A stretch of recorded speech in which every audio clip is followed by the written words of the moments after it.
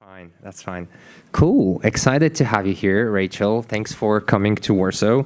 And I've been anticipating this conversation.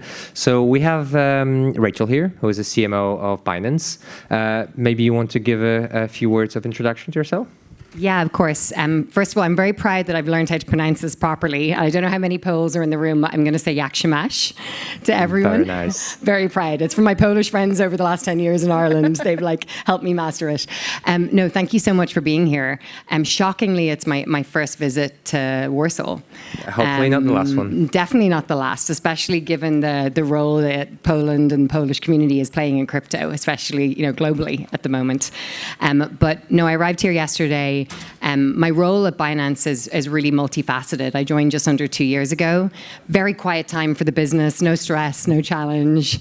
And I drive global marketing and local marketing. And obviously, I'm one of an amazing team of 220 that work with me to essentially drive our growth, encourage the growth of our community, and ensure that we're getting the message of crypto, out. And as the largest, that's a big obligation for us. 220 people to manage seems a lot. It is a lot. Marketing it is a lot, and they are very low maintenance. I see some of them over in the corner there, but no, genuinely, it's a privilege. But to give you a little benchmark, I have 220 people.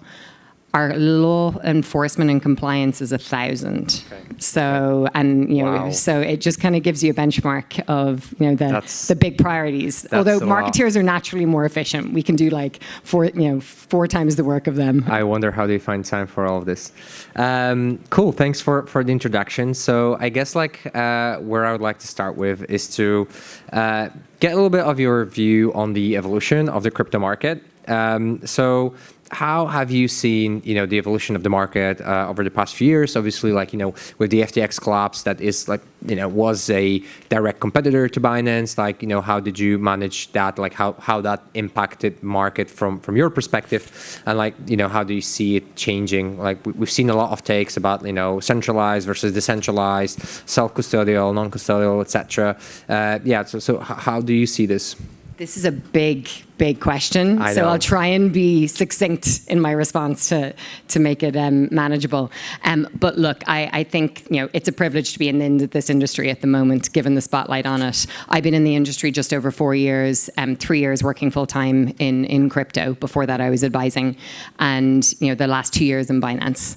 As I mentioned at the top, I think there's a number of different of big trends that are driving the growth of the industry. I think we've got technological advancement, which has been the subject of a lot of today and I know tomorrow. Mm-hmm. We're seeing really incredible advances in technology come from the industry that's impacting everyday uses and real life utilities, which is what's going to drive mass adoption, which is the big subject here. We've seen regulatory clarity. Not enough yet. It's still a bit ambiguous, but I think with the emergence of MiCA here in Europe, that will support what is a more safe and secure environment for the crypto industry and crypto community. And one of the reasons why Binance has committed so aggressively to this is because we see it as an obligation as the largest that we ensure the user, both the OG and the potential future user, has a voice in deciding what that regulatory framework is. Because if we don't do that, no one's representing that voice. So 100%. We're not just saying that to keep governments happy. It's a big part of our philosophy. Thirdly, I know a big topic before I came on was around payment integrations, like Stripe, PayPal, Apple last week. Those type of integrations have put a big spotlight. Economic instability. I spent the last couple of weeks in the LATAM region, in markets like Venezuela, El Salvador. This is a lifeline for them to protect wealth. It's really critical.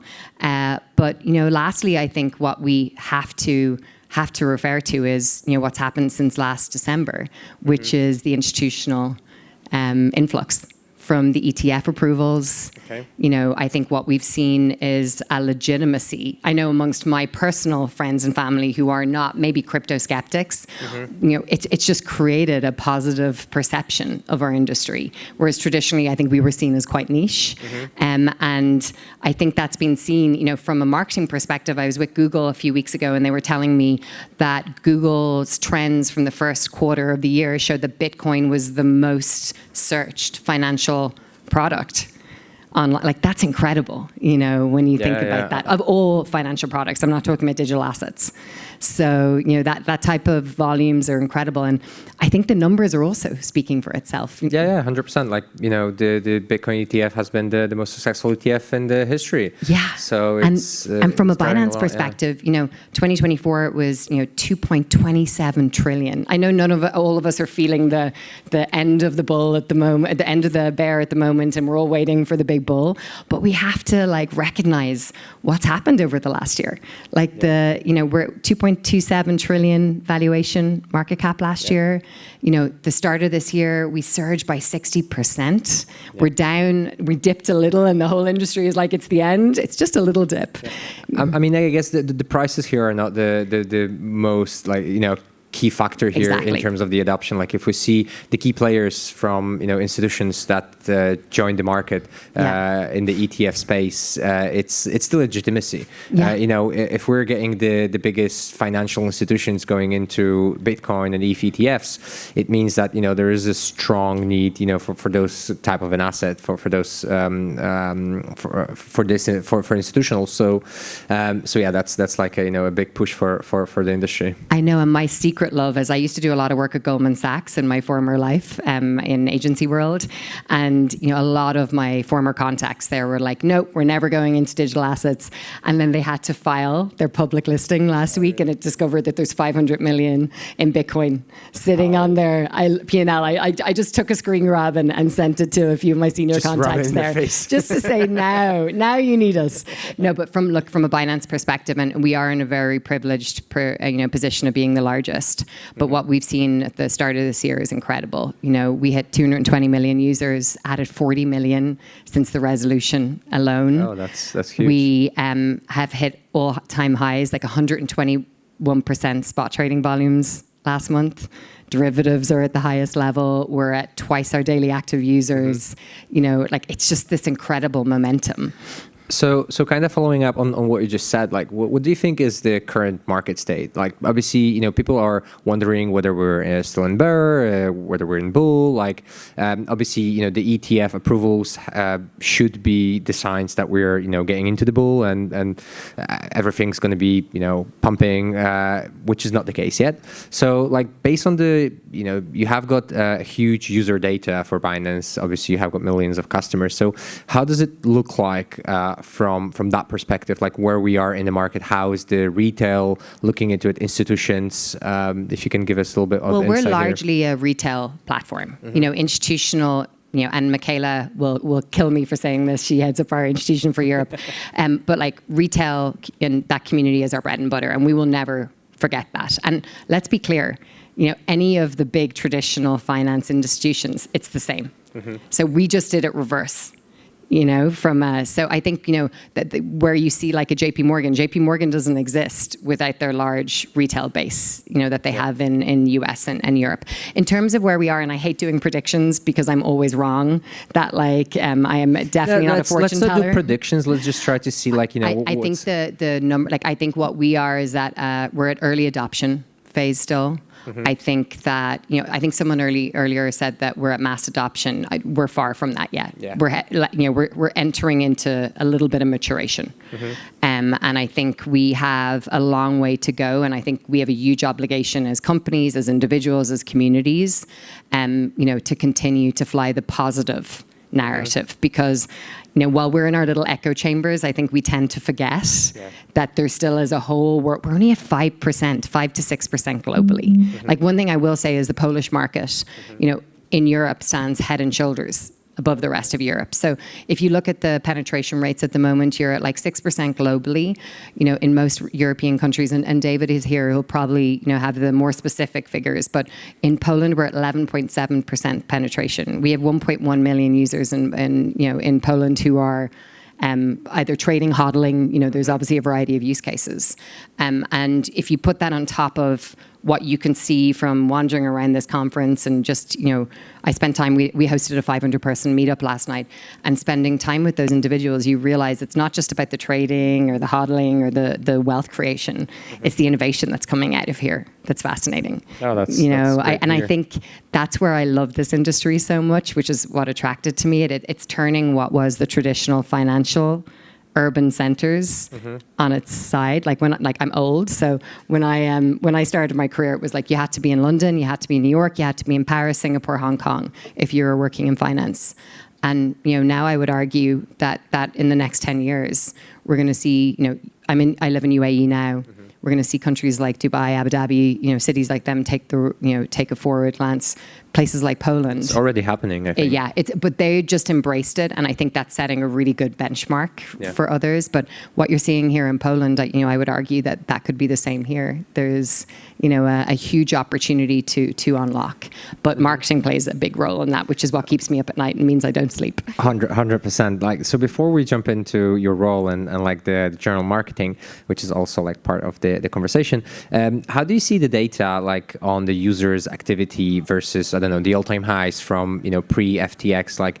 Are we getting there yet? Are we growing? What's the retail comeback, I would say? Because obviously we had a huge outflux post FTX from all the trading activity, centralized exchanges, etc.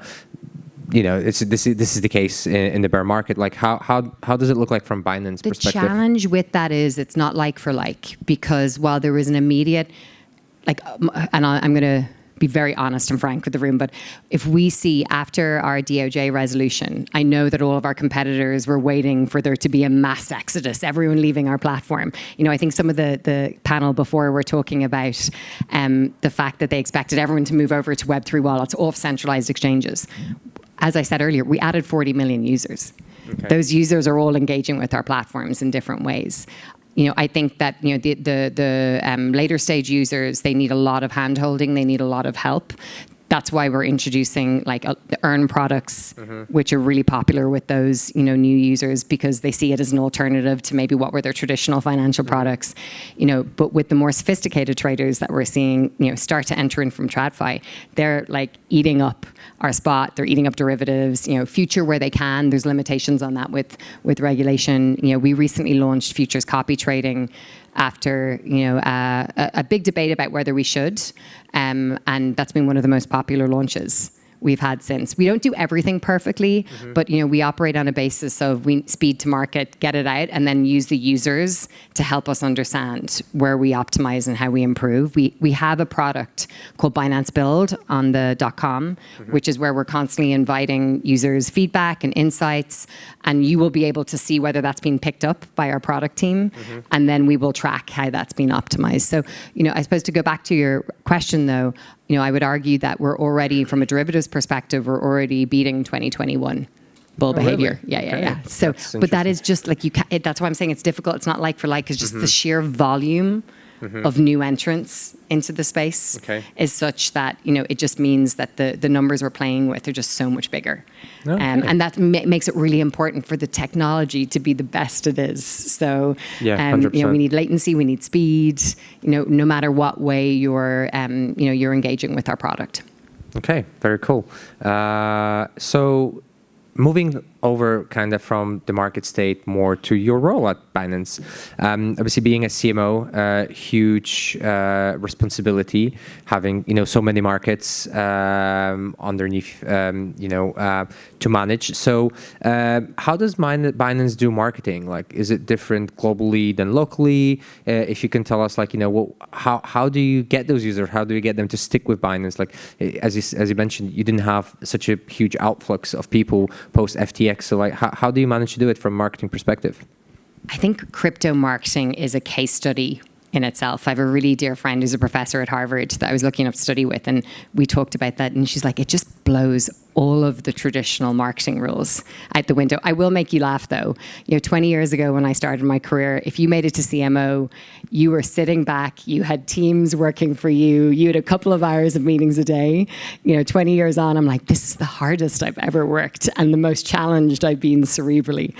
But look, if we look back to the founding principles of marketing in crypto, I think the principles are still very much part of like how we do marketing at Binance today. So it started, with what was, essentially the projects like Bitcoin and Ethereum. They were sharing their white papers, and that was their form of education. And it was the technologists that were embracing that and acting as the ambassadors.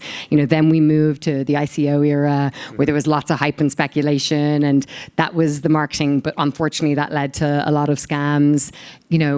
Post ICO, we saw a big focus on community building, which I think is where Binance have been, unprecedented in what they've achieved, and I think they've done that. Look, I'm standing on the shoulders of giants. I'll never claim to build the playbook. I just enhance and optimize the playbook now.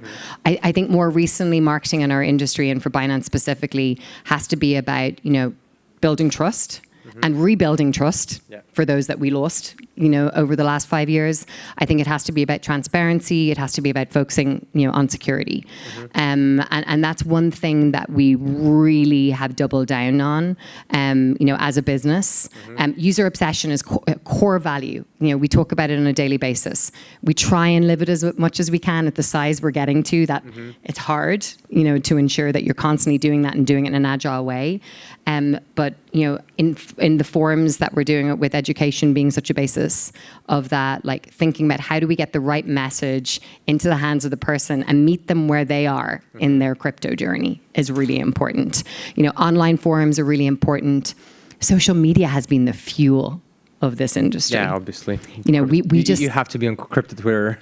I know, and you have to be obsessive on it. Like, I wake up, I don't even check. I've got a little boy. I check him second. I check CryptoX first, which is really worrying.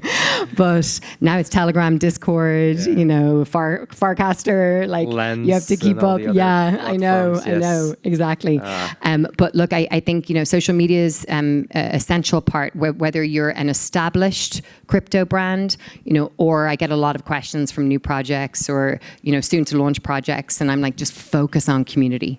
Make sure that you're building a core base that can continue to act as your mouthpieces. They act as spreading your message, because word of mouth is still the most critical channel here. And I think also for us, we're a global exchange, but we operate in over 150 countries at the moment.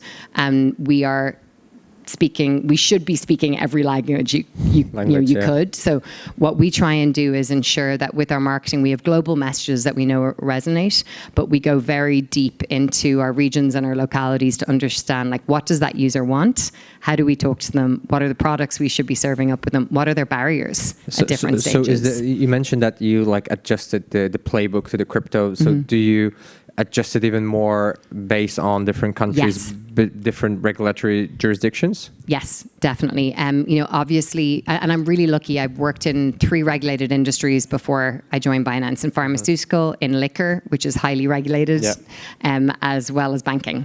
So what I understand and what I learned from that is paying attention to regulations is really important. So we have 45 legal ambassadors.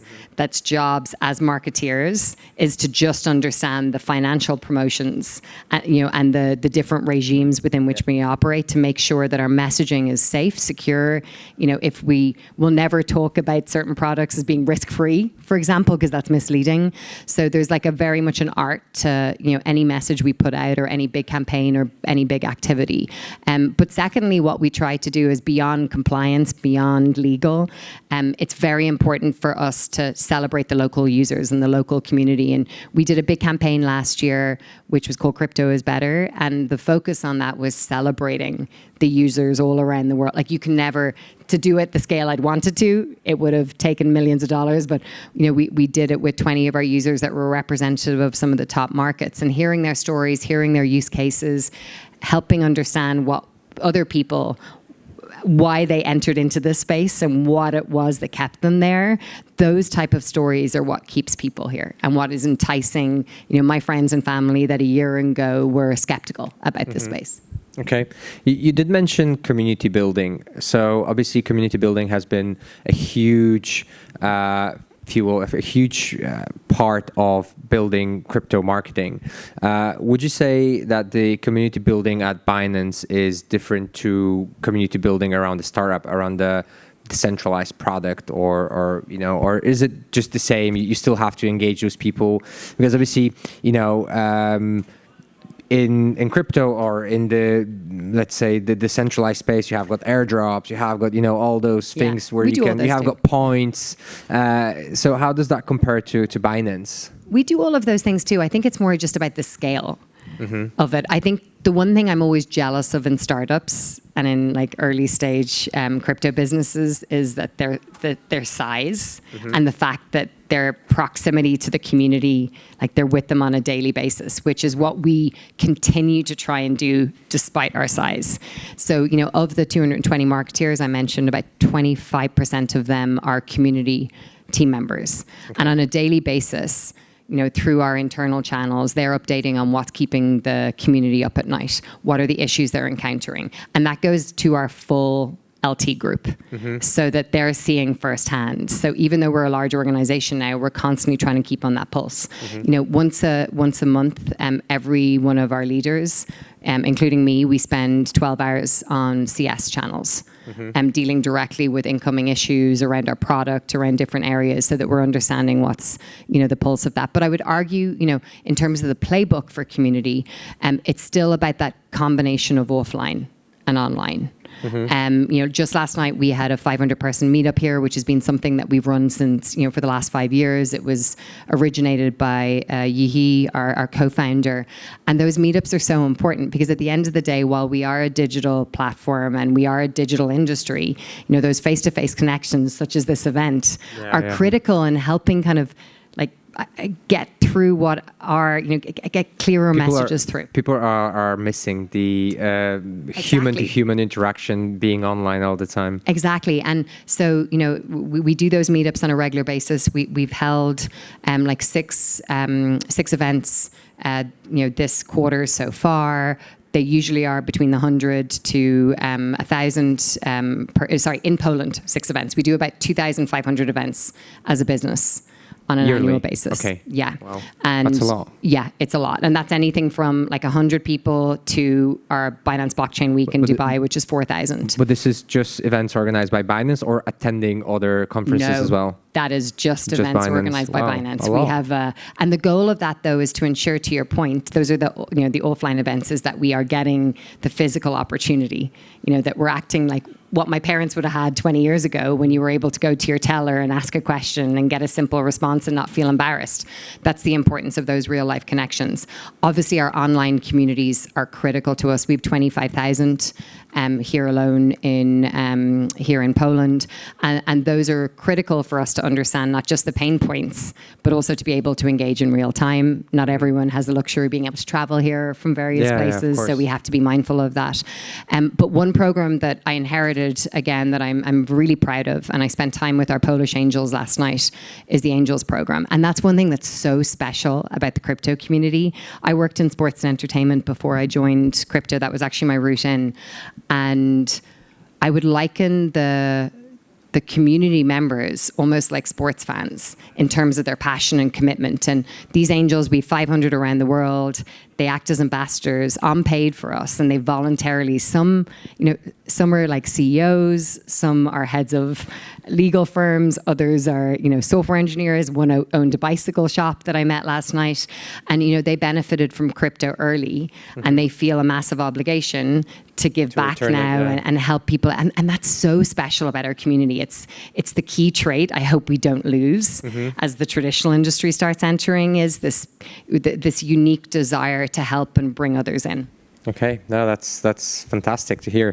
Before we wrap up, one last question I wanted to touch on. So, like, how big part of your community building is education? Like, do you do, like, out of those 2,500 events yearly that you do, like, what's the share of, like, education events? Like, I know you have got the Binance Academy. If you can maybe tell us a little bit more how people can engage with you guys and, like, learn from Binance in their Web3 career road. I don't know. What do you educate people on? Yeah, so education, I would say about 30% of our total marketing efforts are on education of the entire teams. I don't have what is the percentage of our events, but just to be clear, there is an educational seminar. I call it edutainment to make it feel a little bit more interesting, that we like entertain as well as educate at the same time. It makes it a little bit more palatable, but that is integrated into any one of our events that we do.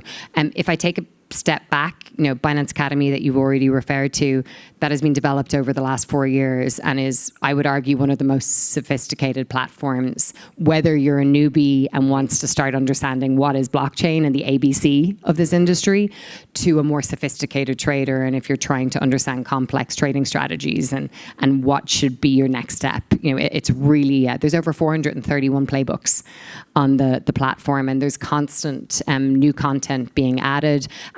Through Binance Academy, our team there, we're also constantly looking at new partnerships that we can do in the space to spread the message. We know not everyone wants to go on our platform. We've had over 43 million users of Binance Academy. I learned about crypto on Binance Academy, even though I was with a competitor, and I made my entire marketing team do the Binance Academy as well. So amazing suite. Secondly, it's AMAs, both on all of our social owned channels, as well as Binance Square, which is our social network that as a Binance account holder, you get exclusive access to, and there's additional education. Thirdly is the meetups. That's a big goal. And given we're now entering into this bull, I hope, we will be doing more of those and double downing on those. In Europe alone, we'll have over 12 before the end of the year. And I think that's a huge opportunity to be able to meet more like-minded people, to feel a sense of belonging, to feel the trust that many people desire for this industry, and obviously our CS training and angels, CS access. It's 24/7. We have about 750 CS agents all around the world. They work on shifts, so it's a 7-day shift, 7-day off, similar, so that they can understand how to, can help people continue journeys if it's a more complex issue. And I would argue that, everything's at your fingertips. It's just about, we try and make it as accessible as possible. If you can't find it, go to LinkedIn and contact one of our team, genuinely. That easy. Well, our marketing team responds, we take those ideas and those insights. We that's so critical, as I said earlier, is keeping that pulse on what people need is what's going to make us better as a business. And overall, what's going to make the industry better. So if someone wants to take part of the academy, what do they have to do? They just go on the platform and register, and that's it? Yes. Okay, cool. Thank you very much. We do have a couple of more minutes. I think that's a good wrap. So if do we have any questions from the audience? Hi, I'm Paula. I have 2 questions. Okay. First of all, I'm a huge fan of your Instagram, and I think you guys are so funny. It's hilarious. It's the one thing that I just, start scrolling and I can't get off.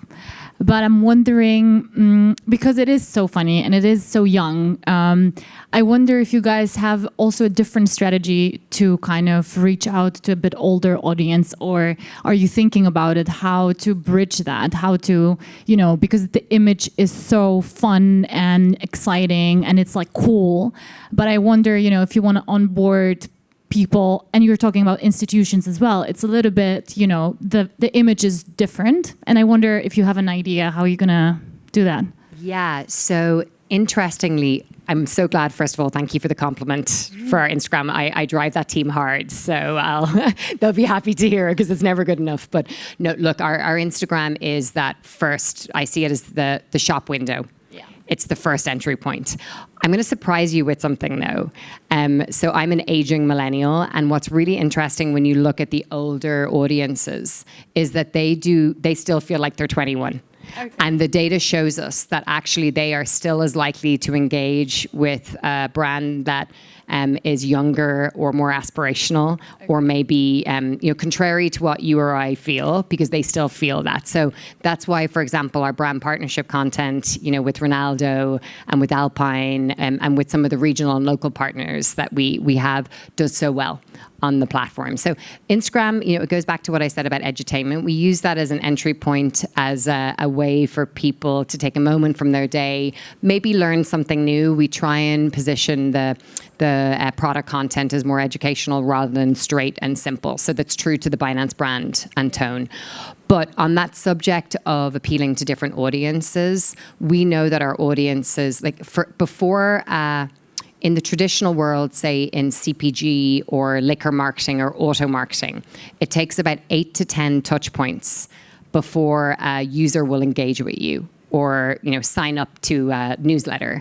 In crypto, we estimate it's about 16 touch points for a newbie, so it's twice as hard. So we have a very targeted strategy depending on what your demographic is, depending on what your likes and dislikes are. So we're operating across, we have over 100 platforms that we're targeting digital marketing on at the moment. For the older audiences, interestingly, YouTube. I just found out yesterday, we were looking at some of our data, and YouTube now, for the new registered users of the last 6 months, is a much more popular platform than CryptoX. So YouTube is, where we're seeing our new users go to get information, go to get education. Majority of these new users aren't even on X. So we're using YouTube, Twitch in markets like LATAM, and TikTok is one of our, we just hit 2 million users on TikTok organically, which is quite a big deal because most of our competitors pay for their fans, and we hit it organically. And TikTok now is fast growing among the younger ages and the older generation, the mature generation. But when you look at different audiences like Michaela, I think who's in the room here, we have, now what we've done is segmented our channels. We have over 233 social channels. Okay. So it's not just our global channels. We have a VIP platform. We know our VIPs are more likely to be on LinkedIn than they're going to be on Instagram. We know that the mature audience is more likely to get their information from LinkedIn, so we'll target the strategies there. So it's really like constant test and learn around where they are, how we meet them, and what's going to get them to convert and engage. But that's why a lot of the big brand partners are important to us, because we're showing up in different places where crypto brands aren't showing up in. So that's a big part of our next kind of generation strategy. Yeah. Okay, thank you. Second question is... We're up with time. Yeah, quick one. How do you have the energy and all the vibe? Because you are like traveling so much and all of the stuff, and you're like so energetic. And I'm like, how do you do this? How do you get so excited? How do you remain? I think this industry, I'm going to sound like a fangirl now, but the privilege, I turned down the role in Meta, at the beginning of its journey. And I turned it down because I didn't know whether I believed in social networks. I was wrong. That's where I say about predictions. Yeah. So when the opportunity came for this space, one thing I saw at the time was that it needed more help to understand, for translation and messaging, because there was a big gap. There was the core users and it wasn't resonating with other audiences. And I saw a lot of leaders and founders of brands coming to us saying, we want to put our logo on the back of Formula One. Can you help us do that? And I was like, well, that's not going to help you, get mainstream recognition or really be part of the cultural zeitgeist. So I think, one thing about this industry is it's a privilege to work in, because in 10, 20, 30 years' time, when I look back, it's going to have been a privilege to see something that then will be a part of everyday life. And it's not, not everyone gets that opportunity. Secondly, I drink a lot of Starbucks coffee, as my colleagues know. Thank God probably we have more. the Starbucks in Poland here. Yeah, so. Rachel, thank you very much for your time. Thank you for being here with us in Warsaw. It was great chatting with you. Let's give a great round of applause to Rachel. Thank you. Thank you so much. Pleasure.